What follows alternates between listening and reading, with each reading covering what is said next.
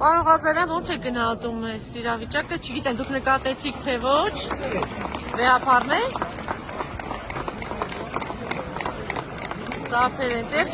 դուք նկատեցիք թե ոչ, մյուս կողմի վրա քպահականներն են, վերածարտիկ, այո, այսինքն ինչ է փորձում անել, ինչ է փորձում հասնել։ Երևի եկել են մեղքերի թողության, որովհետև եկեղեցի դրա համար են գալի, որովհետև եթե քփայական են, արդեն մեծ մեղքի տակ են երկար ժամանակ եւ թող Աստված իրանց ուխտը ընդունելի համարի եւ հուսով եմ, որ մեր արժանապատիվ հոգեվորականները նրանց կողմն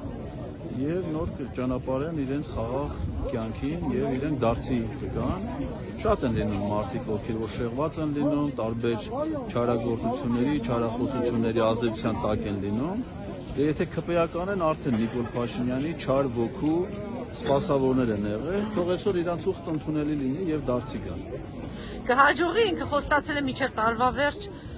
նախարարչարկեց, որ վեհապարները հայրը գա հանդիպեն եւ ասես մի հարց ունեն քննարկելու հրաժարականի հարցը։ Կհաջողի իրեն, բայց ես իսկապես տեսնում հիմա այսպես զուգացուցած թե ինչքան մարդ է եկել այսօր պատարագի եւ աջակցելու վեհապար հորը։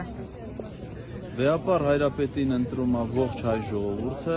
հայ ժողովուրդը այդ ընտրությունը կատարել է եւ Վեհապար Հայրապետի գահակալության ժամկետը որոշում է Տեր Աստված։